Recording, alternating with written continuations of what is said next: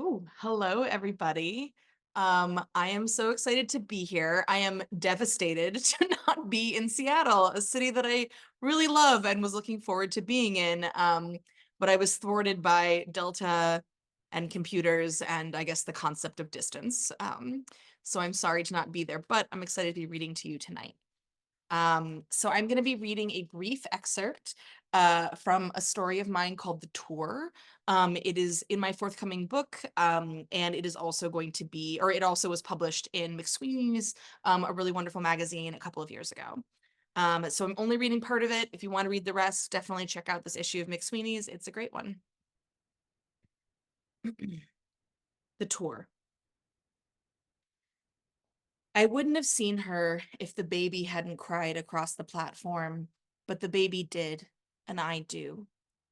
Past the beleaguered mother, dandling the weeping infant, and the dour teenager fussing with their phone, a tall, elegant smear of a woman is watching me from a train window. I recognize her, though I don't know where from. Her lips are parted slightly, like she's about to speak. She presses an open paperback to the glass. On the title page, a name and a phone number, Naomi. I memorize the number with a mnemonic poem. The train takes a breath, begins to move. As soon as it is gone, I feel a wobbling beneath my feet, the sensation of stepping off a treadmill. By the time I emerge above the earth, I have shifted. The poem remains. I hate this part, the way I walk right afterward. I'm sure I look drunk or ill. I keep stopping and placing my palms against the sides of buildings as if testing their sturdiness. I get to the venue, down a bottle of water, flip through the book I'm supposed to be talking about. I barely recognize myself. I went to Spain, learned Spanish. Why? I look for all the usual suspects in the text, but this version of myself is coyer than I knew possible. The copy on the back is helpful.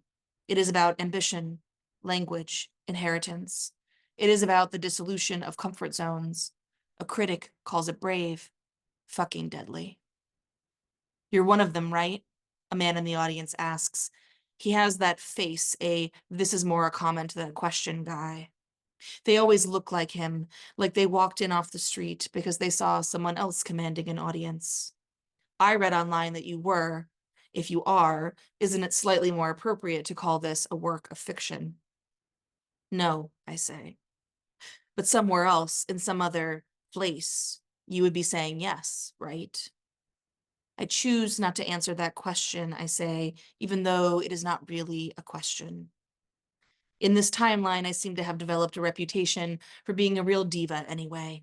Prickly, unkind. Despite my unspeakable rudeness, I can feel the audience leaning closer. In that moment, I realize where I recognize the woman from. I'd swiped her away earlier that day after looking at her profile for 7 minutes. She'd been making the same face as she made in the train window, like she was about to open her mouth and speak. I sent her to the left because I couldn't bear to think what she would tell me. They call it the collapse, what happened with Solo 9. Ever since the comet appeared, scientists have been on the news doing their best to explain the unexplainable to a population who still can't grasp climate change. The scientists are not great. They describe the situation with a series of clumsy metaphors, a baseball going through a house of cards, a needle plunging through the weave of heavy rope, a sweater snagging on an exposed nail, a bowling ball blowing through a crowd of pins. Space-time continuum, disruption, personal wormhole, something, something. They handle the props awkwardly. We can measure it with machines, they promise. This is possible. That is probable. It could be, maybe. They're the ones who started calling us moles, which mixes the metaphor, but they think it's a better nickname than worms. The pivot from the cliche exposes it. I have never hated an animal more. One of the scientists, Dr. Jones Sooth, soon becomes famous. She declares things where others hedge. People call her Auntie Joan because she is a woman, and everyone wants their mother to have a beloved sister who understands what their mother does not. The recent astronomical event has somehow modified the local physical laws here on Earth, Auntie Joan tells us in the weeks after Solo 9. Every conscious choice results in a proliferation of near identical universes. Normally, they would be inaccessible to one another, but now, for some reason, for some people, they aren't. And for some of those people, they remain aware of where they've come from. They are continuous. Comedians sit across from her on late night shows, fiddling soberly with their prompt cards. Most people don't feel the transitions. They're like babies being passed from person to person at a family reunion, startled for a split second and then adjusting almost immediately. No object permanence. But some of us remember. I do. Slip through timelines and know it. Constantly find themselves juggling slightly different versions of themselves. Everything in my suitcase will look half familiar. I will feel vaguely sick. Occasionally I do throw up, though I've learned some tricks, tilting my head back, pressing my tongue to the roof of my mouth. I follow a ritual every time as a way to ground myself. I look for jewelry in my ears, if they're pierced, a watch on my wrist, if I have one, the color of my toenail polish, if I've bothered. It's like tapping your jeans for a wallet before leaving the house, but backwards. The problem with my collapse specifically, was that right before it happened, I'd published another book. And not, for the first time in my life, a work of fiction. No. I'd been stupid enough to write nonfiction, even stupider, a memoir about a bad relationship. Taking something back for myself, I assured my therapist. I'd been smug about finishing, pleased about pre-orders, ready to embark on a tour. I'd been in the air on my way to Minneapolis when Solo 9 blazed into the sky like an angel from Revelation. Everyone in the plane jostled one another to look out their windows. Their faces bubbled with light and color, as though we were around the same bonfire.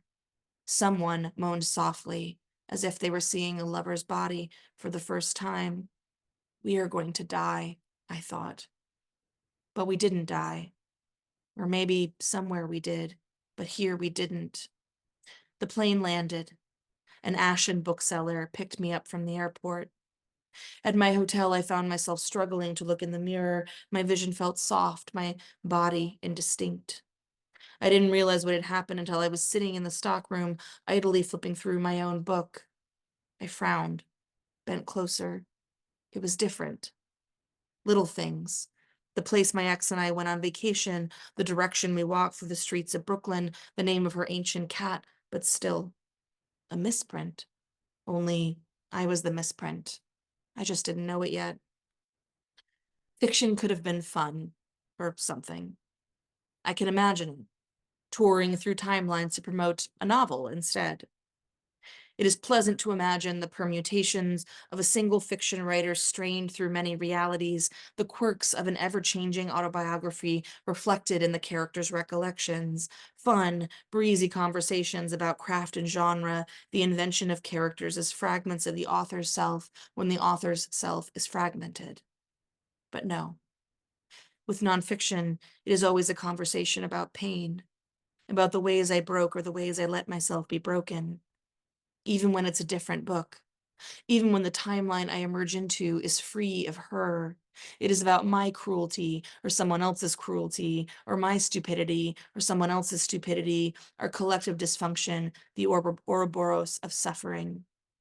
In my original timeline, it had been such a weird book, analysis and confession, a particular flavor of betrayal. And even before it came out, I was tired of talking about trauma, the meticulous excavation and presentation of it. Everyone smiled gently and touched my arm and assured me I was articulate and brave, and no one ever simply said the truth. That I answered every question like an animal trying and failing to gnaw itself loose from a trap. After the reading, I call Naomi from my hotel room. I'm not hoping for much. Here her variant probably hadn't ridden the train earlier, or mine hadn't.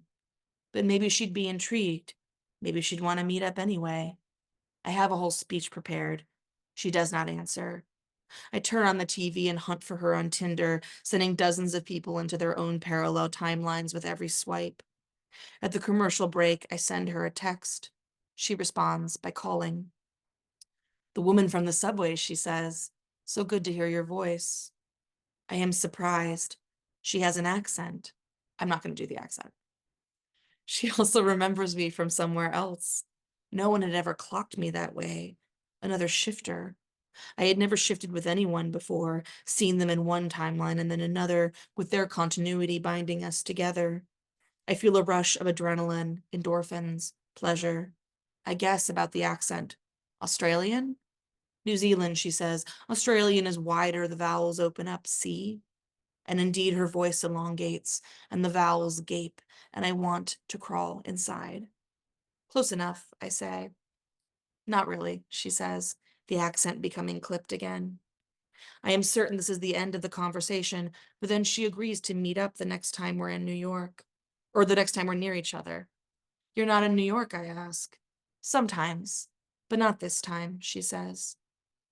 The first time we cross over in the same city, T88, we have dinner at a very fancy and expensive restaurant in the West Village, where the shtick is that the waiters take your order, bring you food, and charge you at the end of the meal. She sits across from me, letting her knees touch mine. The first time she does it, I bite the tines of my fork. My skull rings like a bell. What do you do? For a living, I mean. Consulting, she says. She does not elaborate. And you shift? Yeah. What timeline are you on? What do you mean? This one. I mean, what number are you on? What's your count? I don't count them, she says. I am eating a cornichon and inhale a breath of vinegar. I cough. You don't count them? You do? Doesn't that make you feel tired? I am tired. Too tired to be teased. Nearby, a table of many worlds truthers are arguing that slippage isn't real, moles are liars, it's all a conspiracy. I look at Naomi and roll my eyes, but she seems lost in thought as though seriously considering the argument. Then she turns to me, runs her fingers in lazy lemniscates on the underside of my wrist. I don't want anything serious, she says. I really don't. I'd prefer to enjoy you. I would like to be enjoyed, I say, my throat dry. I have been single for 2 years. Every timeline is similarly lonely. I have been taking so many medications for the side effects of the shifting that I haven't come in an eon. An orgasm feels less like a thing my body can do and more like an ancient prophecy that has wound its way through 10 generations of elders. I'm very good at it, she says. I believe you, I tell her. What would you like? She asks. I would like to be gone. She pays the bill, and I can already imagine it, as if it's already happened. The two of us against my front door, her hand down the front of my jeans. But then she smiles, wry, amused. We're about to shift, she says. Can you feel it? I can. I nod. See you soon, she says. In the new timeline, T89, I am walking down the street stunned with want, swollen and soaked as August. My jeans chafe my thighs raw. And then suddenly I'm in a hotel room in Phoenix, T90, alone, with an episode of Law & Order SVU playing on mute. That night, I dream of my original timeline, the one I left behind. How imperfect it was.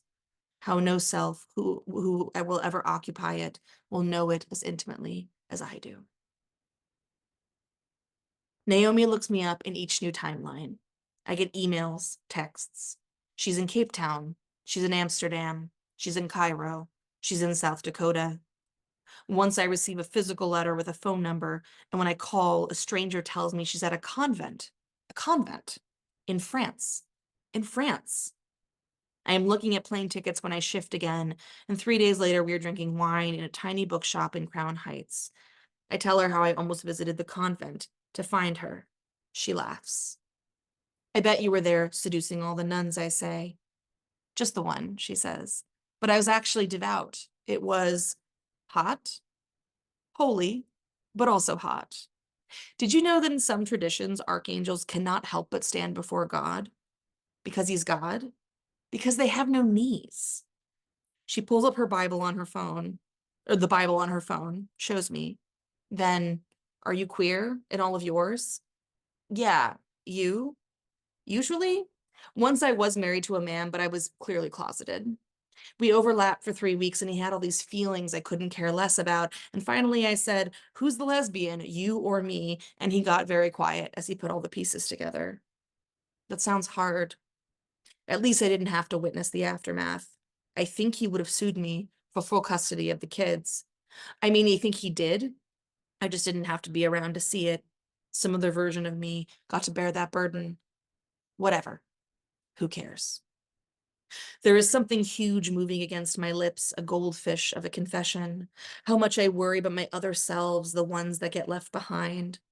I'd like to imagine they're all as messed up as me, but it's entirely possible that any number of them are far more well-adjusted, concerned with their sense of selves and the meaning of existence within the framework of the impossible situation. I especially wonder about the ones who avoided the big bad wolf. Maybe they're more interesting, less needy. Maybe Naomi could be serious about them. God, I hate this conversation, she says. I hate that every gay date eventually includes a coming out story or a rape story or both. We don't have to talk about anything, I say. Or an abuse story, she says, Jesus. In fact, I say, I'd rather not. We go to a karaoke bar and she sings Patsy Cline and she is so beautiful up there on the stage that I'm kind of scared and my jaw hurts. When she gets down, I hand her a drink and say, it's nice seeing you. Isn't this nice? It's nice that we can see each other when we happen to be in the same timeline. It has been so lonely. She clutches my face in her hands. Leans so close, I discover that her eyes are not fully brown. That's not very brave of you, she says. This pronouncement goes to my molten core. She is right. I'm not brave. I'm a coward of the highest order. She runs a thumb over my lip. Do you know what your face says? She asks. I shake my head. She puts one phrase in my right ear, one in my left.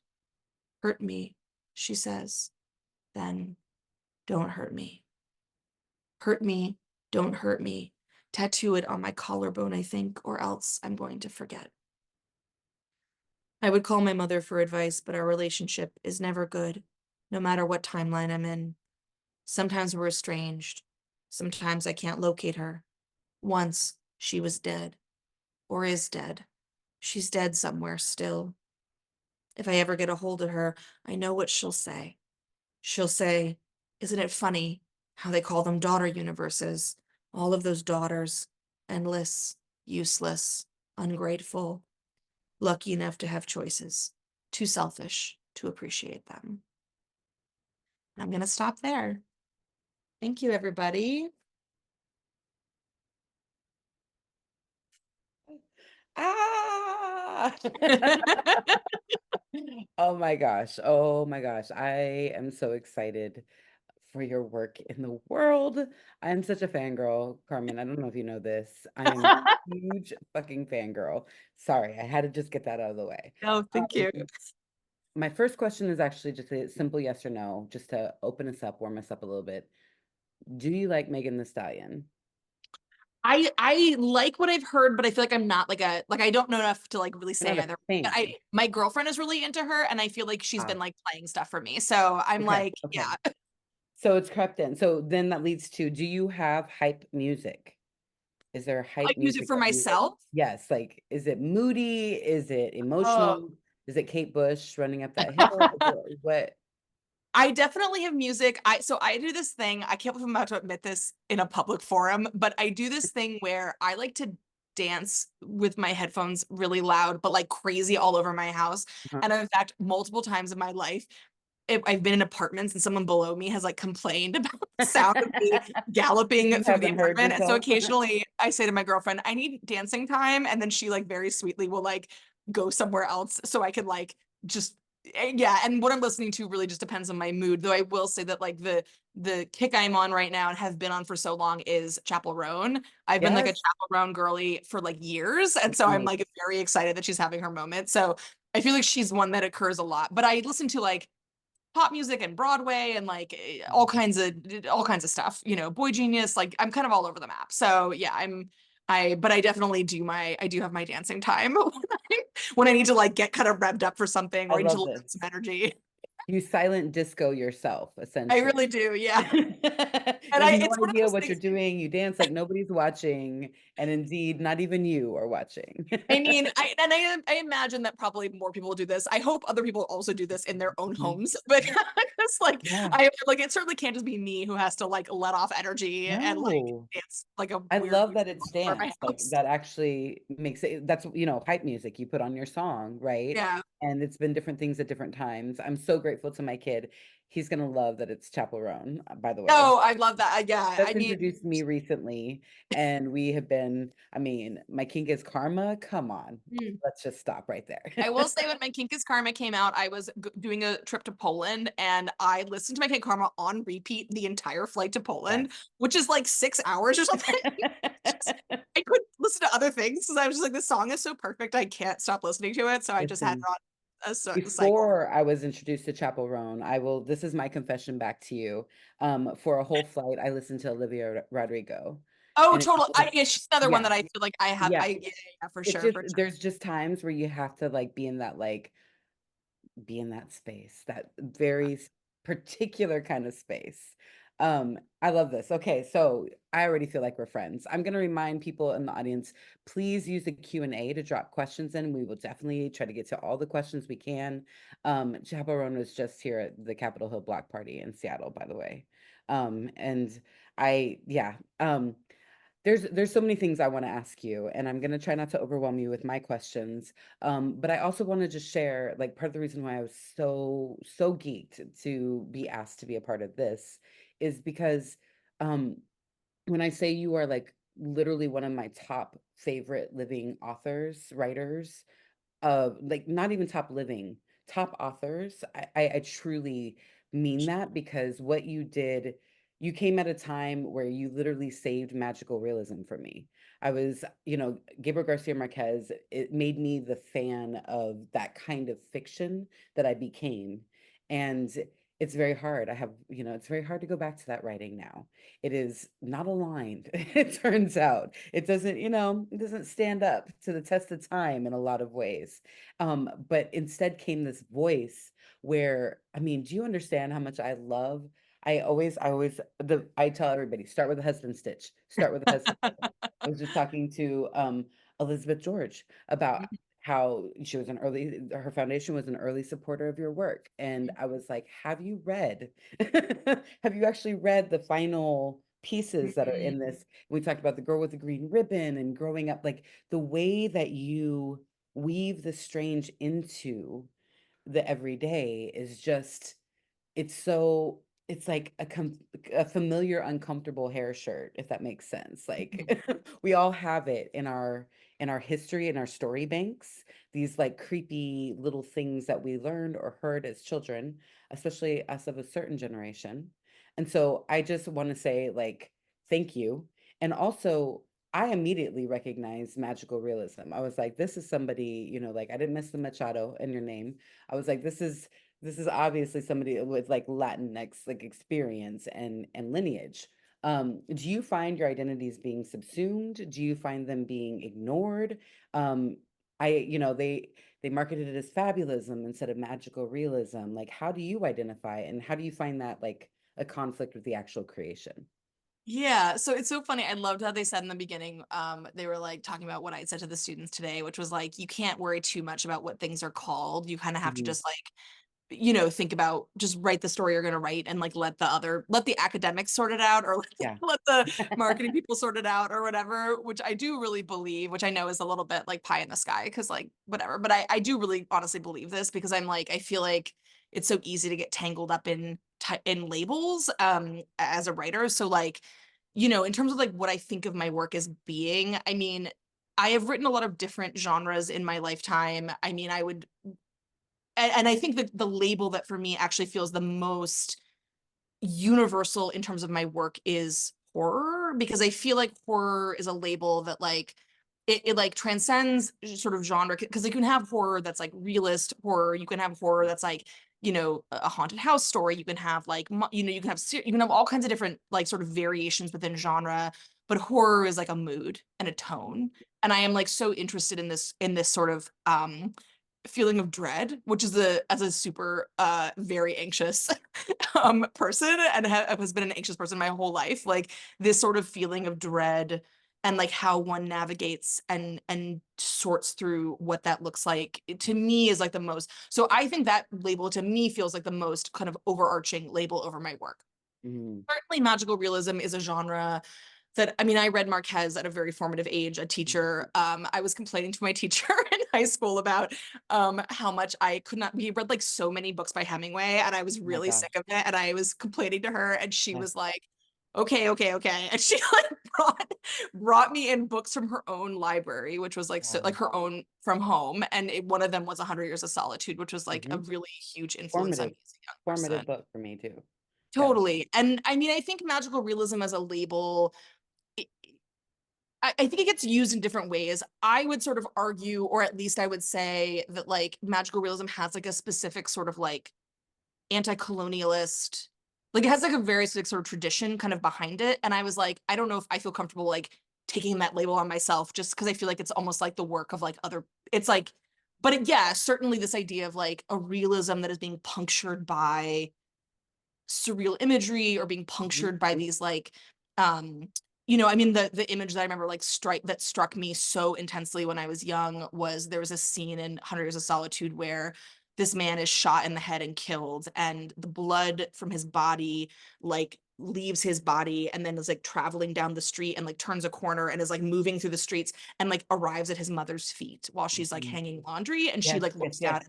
and understands that he's dead. And I feel like that, so that way of sort of imagining the world as having this like otherworldly organizing intelligence, that like things can become literalized in this way, where like the thing that feels like implied or subconscious becomes conscious.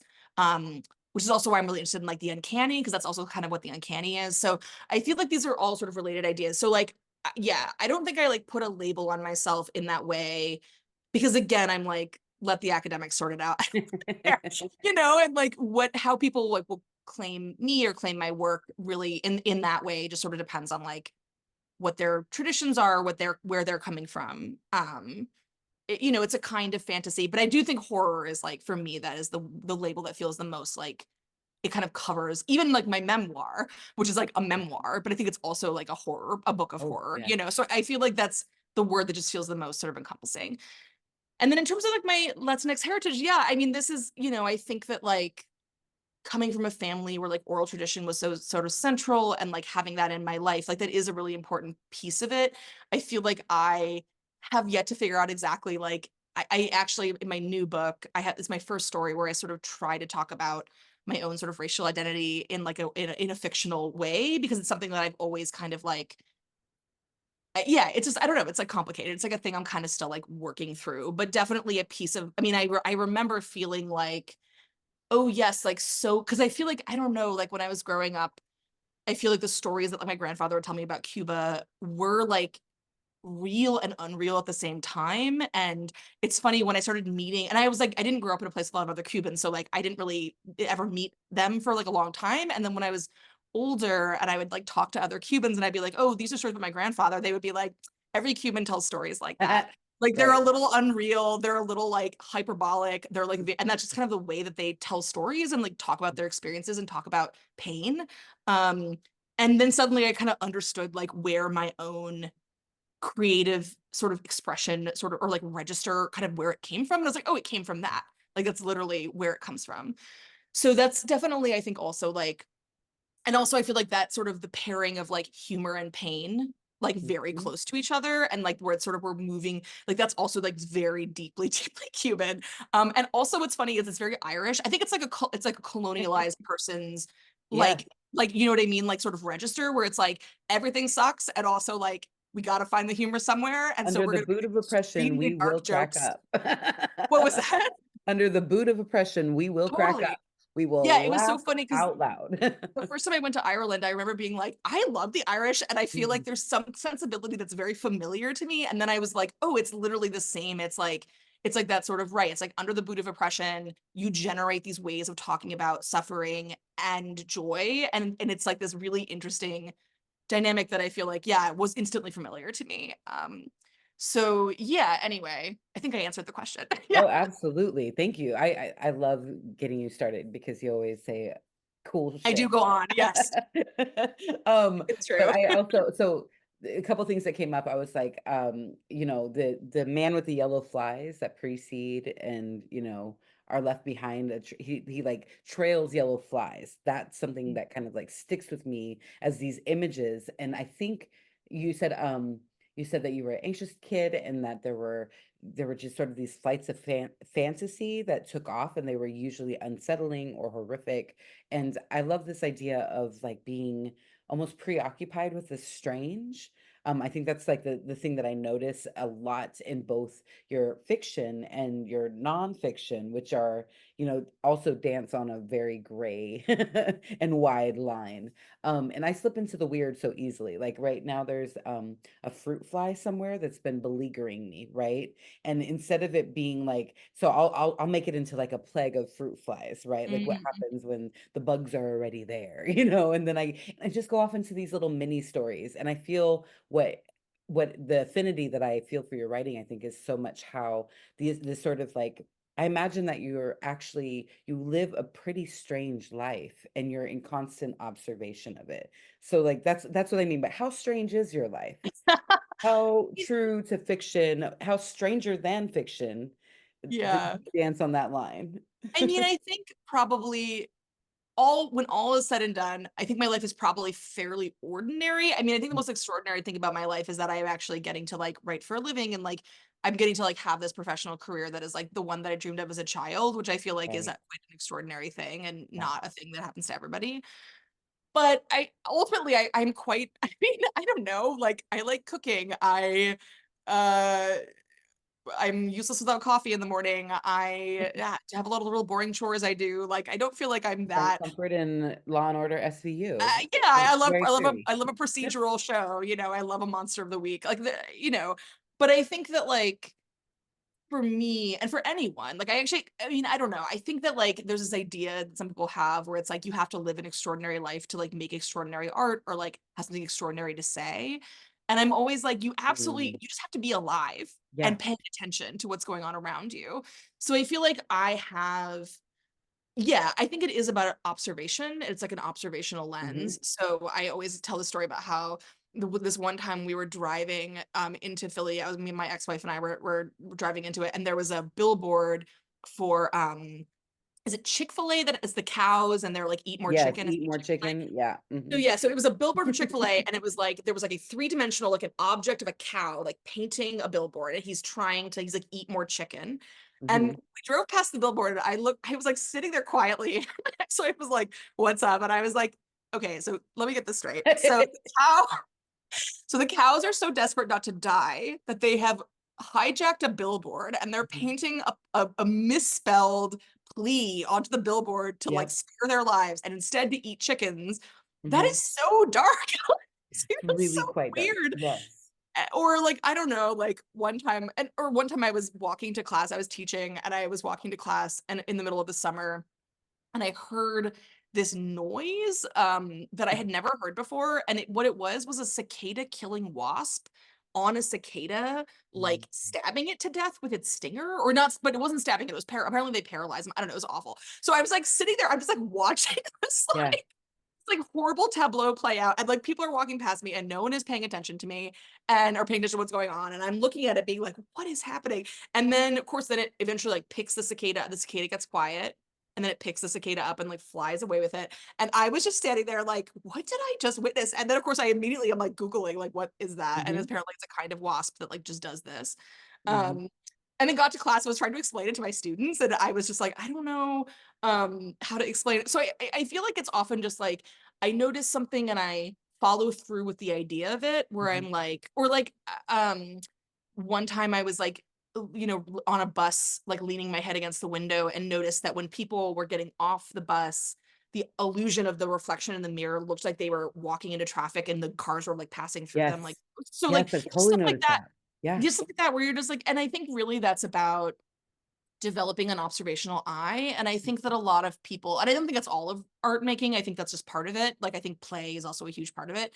But I think you have to like train yourself to like, well, you have to also, if you're like me, you have to be like a deeply anxious human who sees the darkness and everything, and then the images come to you, but also like just you're just paying attention to what's going on around you. Yeah. And I think that that is like a skill that you have to really develop and hone, and any person can really do that. And then for me, it just takes a turn, a dark turn. And I also feel like I have this skill of just like when I hear a story, like I can't repeat it because I want to put it in something, but someone told me this story today that was like so messed up. And there was a piece of it, a detail that I was like, oh, I instantly can like Yeah. visualize the scene this would be in. So, and I'm just like, so my brain's just like, yoink, Yeah. just like Yeah, takes yeah, it, yeah. Your writes it down, category, and file it there. yeah, I mean, I'm really like a little raccoon. Like I'm just Mhm. scuttling around, like gathering things that are Fashionable. interesting to I love me, and it. then eventually they yield meaning, Yeah. and then I just make them mean something, or So I when you try. sit down, so then when you sit down to actually write, do you sort of like, does it like, do you let it take you into the strange, or do you go, okay, I'm going to start with this sort of like of observation and see where it goes? Do you add in the strange or like layer in more through the editing process? Like, how does that work for you usually? So usually I begin writing from a place, a very broad, almost like homework assignment, where I'll be like, I really want to write a demonic possession story, or I really Oh, want to word. write a story in the shape of a Kickstarter, or I really want to, and I'll have this idea. And then as I look at it and begin to dig into it, eventually again it begins to yield something. So I'm like, okay, if you were gonna do demonic, what's like a demonic possession story that's kind of interesting? What are like Mhm. tropes that I understand and know? How could I turn them on their heads? Or I start writing in like a certain voice. Um, and you just kind of like you just sort of like shake something loose out of it. And then the nice thing about is I write all these images down. So like these images are not usually coming to me at opportune moments. It's like on the way to therapy or Right. like in the grocery store or like As when you're I'm headed to doing teach a class. Yeah. exactly when I'm doing my like boring life things. Right. And so that's why you have to one has to write things down because it's like that will so like many things. So like the husband stitch you mentioned that story was a combination of things that I come up with over the course of like several years. The title, Yeah. The Husband Stitch, was a phrase that I'd heard and I learned about the concept from my aunt and I wrote it down. The idea of rewriting the Green Ribbon story, which is an idea that I'd had, which was sort of obviously the root of it. The idea of using like sort of other urban legends as a way of like kind of augmenting. And then there was one other thing. Oh, and then also just the idea of like a story about a mid-century housewife that really loves sex. Like that was another Mhm. idea that I'd had. Mhm. And at some point I looked at like this document and I was like, oh, these all just go together. And if that's the Yeah. title and that's the, and then I like had the beginnings of the story that I could then write. So like, I think that like that's why it's so important to write things down. Like you're never gonna remember it. And the older I get, the more I forget. So I'm just Oh like, I my gotta gosh. write everything down. Like a baby's bottom. That's what I say. Totally. Smooth. Totally. Just like I always, so I've got to keep things kind of written down and like have notes to myself. And like in a way, I mean, I have more ideas written down that I could write in 1,000 years. Like I'm never gonna write Mm. all those ideas before I die. So like yeah, I feel like it's almost like treating yourself like a resource, Yeah. or like treating yourself like a source of info, where it's like the things that you observe and notice are worthwhile, keep them close to you, and then when you need to access that pool, you have that information like right in front of you. And I Yeah. think that that honestly is like one of the more useful like craft ideas that or craft approaches I think to work that I've Write it down. write it Whether down. it's voice note, like I sat there in my car just the other day for the first time. I'd never done this before and pulled out a voice note. I usually do it with songs because I'm a songwriter, but I don't usually do it with like story ideas. And this one I was like, I just like let myself ramble about a story that may or may not become something, but at least I have it somewhere because I'm never going to remember the Yeah. feelings that just like this is succession of feelings that just happened that made me think this really weird image. And like, I swear, like weird things started happening because I was leaning into observing about it. So even as I was talking, another strange thing occurred. I love that advice. And I think what is interesting is that what you end up putting out is this work that is weirdly prescient.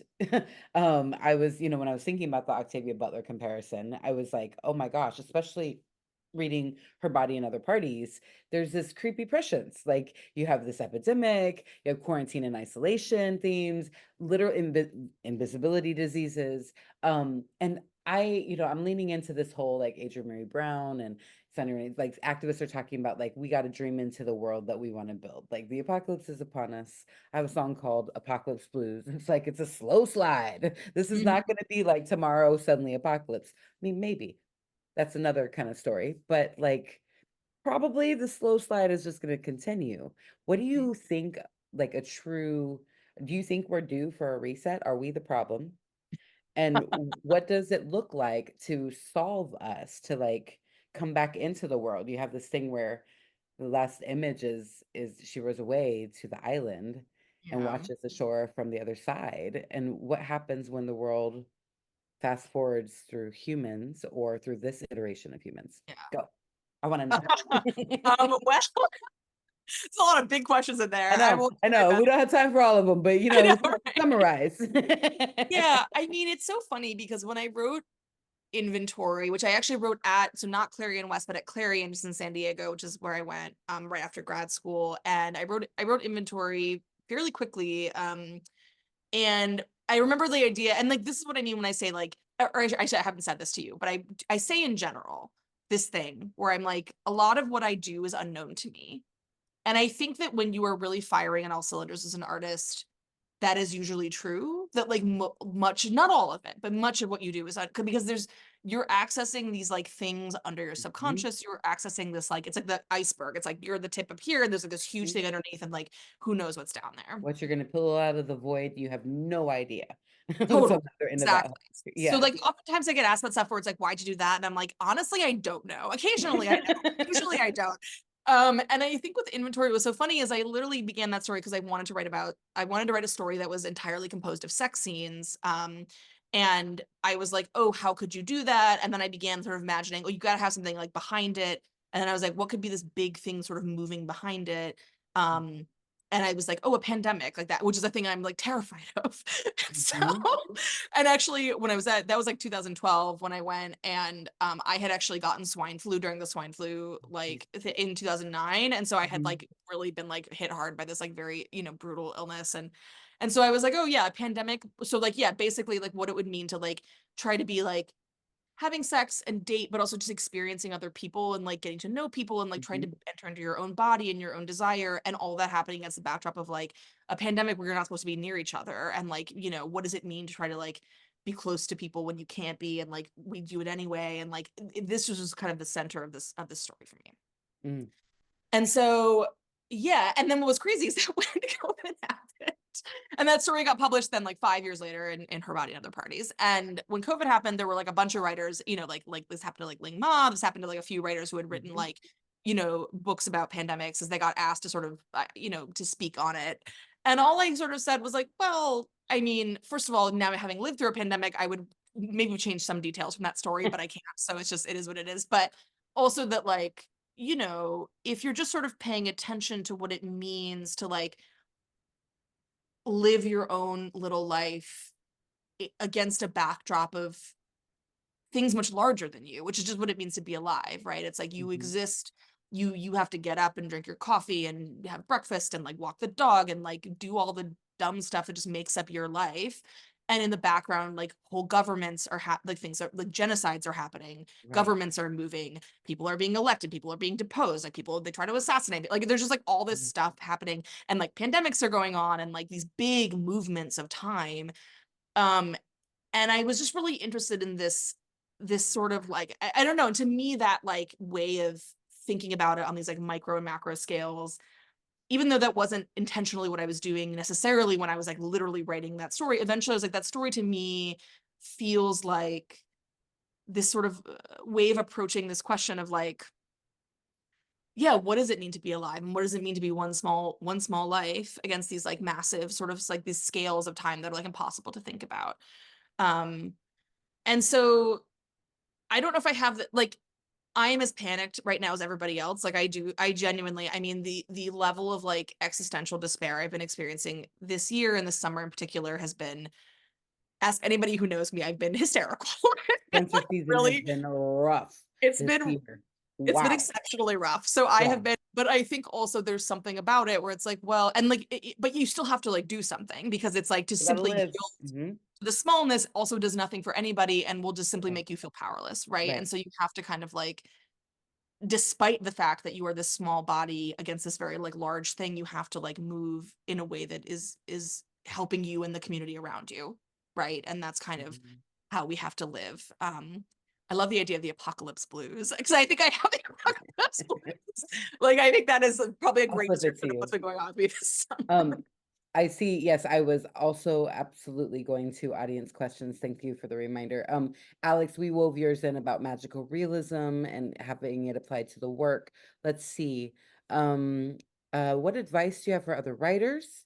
Clarion West 2024 would also like to know who are your favorite students and why is it them?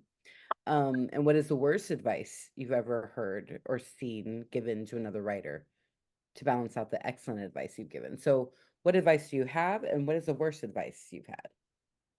Okay, so the worst advice that I have ever heard is actually one that probably a lot of people had heard, which I think is misunderstood, which is write what you know, which I feel like is probably Oh, single-handedly the worst piece of writing advice that's ever existed. Because obviously, yes, of course, the purpose of that piece of advice is to like, you know, it's like if you're not stuck with what to say, think about your own life, which like makes sense. That's like what that means, right?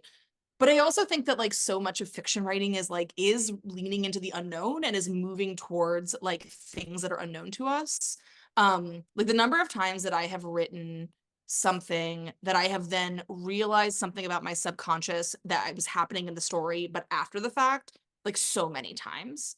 And I think that like there's all kinds of reasons to write, and some of them are very personal and interior, and they do, you know, I write often about my life and about things that I'm thinking and feeling, but I also think that like it's easy to get stuck in these cul-de-sacs where you're just sort of going in a circle and you're only writing about like very specific mhm. people or like this very specific thing. And it's like, I think that there's a more expansive way to think about fiction. Um, so yeah, I feel like that piece of advice is just like, it's not that it's not true. It's just like, it's misapplied and very broad in a way that is like not, I don't know. Um, and what advice do I have to share? I think the advice that I have to share, which I feel like is, I think there's very little true universal writing advice. I think most writing advice is very specific.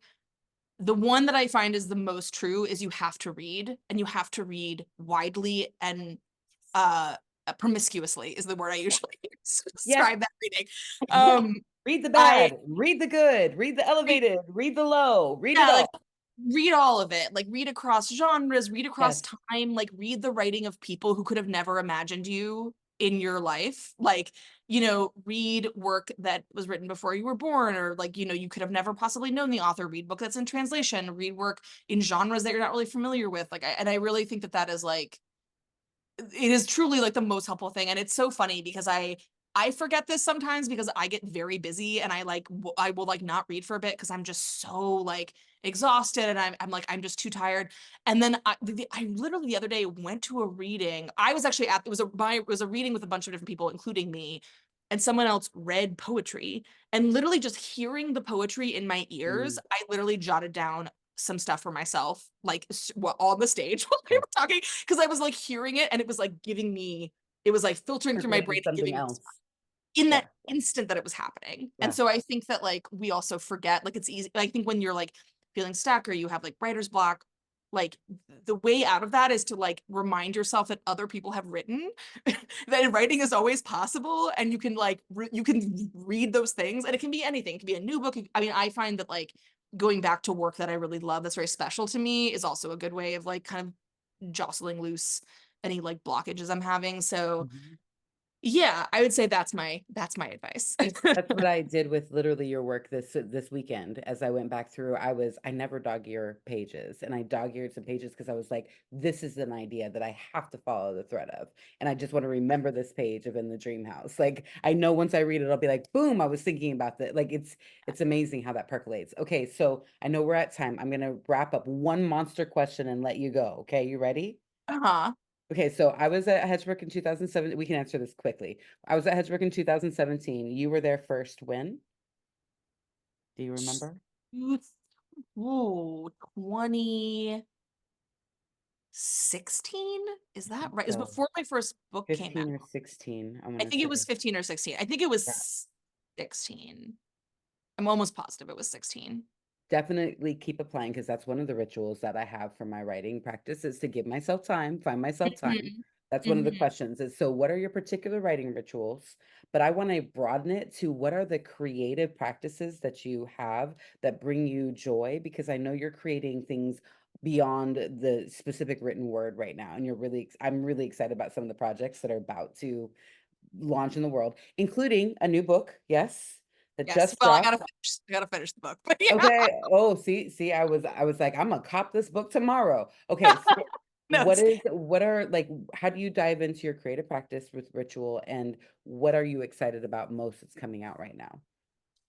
like of my From own your work. like, yeah, from your own creative process. Um, well, so ritual wise, I mean, I am one of those people who like needs the day clear to write. So like I also like when I'm doing stuff like teaching or I've got a lot of things going on, like I sort of don't like I just I mean I'll write things down, if I get an idea, but I'm not like sitting with it. Okay. Um but yeah, I mean that's why I find residencies really helpful where it's just like there's stretches of time where I just get to like sit down and encounter the page and there's not I don't have to like go to the dentist or go get groceries or like do any other like, life stuff. Um so yeah, and I don't know if I have like a ritual exact. I guess I do have like I like a big computer screen and I like a certain candle that I light. I don't even light it. I usually just sniff it.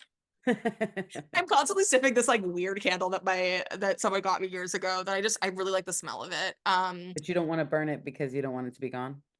I think so. Yeah. I do burn it sometimes, but I just the scent is so strong that you don't need to burn it to Ah, yeah. experience the scent. And so I'm just like, why burn it? Um, yeah, and I like have a little fidget toy. I have little fidgety things at my desk that I play with sometimes, and I kind of move around a lot. I don't know. I have like, and I need my computer screen to be gigantic. I'm right now coming from a laptop, which is what I have as I'm traveling, and it's just simply too small. Too small. Oh, Drop the Candle. Drop Oh the my God. candle link. Oh, goodness. Okay, I literally don't know the brand, but it is pink and it has a skull in relief on it. I think it's Tokyo Milk maybe is the brand, and it Yeah, has a that's little cloche that goes over top of it, like a little rose cloche, and it smells completely divine. I don't know what it is. It's like very, very nice. mm. Um, and then yeah, and then in terms of like my own projects, so I am currently trying to finish this book. I'm also currently like dipping my toes into the world of Hollywood, but I will say, well, I won't say. I Didn't you just write about it's this? been I feel like I read something about how you don't do this. it's been interesting. Well, it's a totally different medium, and it's in ways it's just like a medium that I'm learning kind of in real time. But it's also an industry that's very different than publishing. Like there's a lot of things that are really different about it, and so it's just been interesting. But it was sort of the thing that kept me writing over COVID because during COVID I was in such a weird, bad mental health place. I was not really writing at all. And but I was co-writing this show I was working on with a friend, and the only way I could write was like because he logged on and so I had to log on and we had to work together, and that made me feel like capable of like writing something when I otherwise couldn't write anything. Yeah. So, and it's actually been very rewarding to learn how to like think about the ideas that I'm thinking about, but like on like in a screenplay, which is like a different medium. Mhm. Um, and I'm also working on some poetry because I was so stuck on my new book Ooh. last summer and summer before that I went to like a residency and literally only wrote poetry, which is wild because I have not written poetry since like college. And I just found myself because I was like, you can write a poem in an afternoon. That's You a sure very can. achievable goal. And it was when I was feeling stressed and stuck about the short stories, I was like, but I can write a poem and that is fine. And like that really helped me, and I did publish one of them earlier, or no, it was last fall. I published one of them last fall as my first one. So we'll see what happens if I publish more of them or if I make them into a book. I don't know what's going to happen with them. Wow. It's also kind of a new medium. But I really get a lot of energy from like trying new things. Mm. Like, I mean, I'll always go back to like I love the short story. It's my pleasure spot, but I'm like playing around with a novel. I did the screenplays. I'm playing around with poetry. Like I do really find that kind of experimentation and like trying different forms like just really invigorating.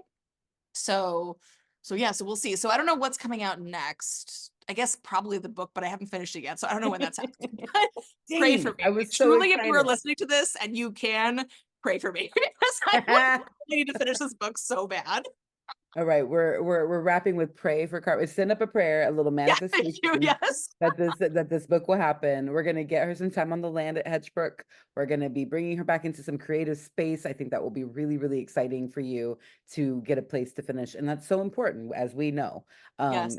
I love that you spend so much time acknowledging spaces like Clarion, that spaces like Hedgebrook and Yaddo, and places that literally held you even Mhm. when you were writing stories like The Resident, which I love that you're like, don't you want me back at your spot? It's so great. It's your work is so great, Carmen. Your thoughts, your suggestions, you weave things in. Like you can't write a nonfiction essay in a day. You can't write a short story in a day necessarily. Like maybe it'll come out, but probably you'll need more time. So give yourself that time. And I'm so glad for those who are joining us from the 6-week workshop that you get to spend some time with Carmen. Always a pleasure, Carmen. Thank Thank you. you So so good to see you, much. Amber. Thank you. Good to see you too.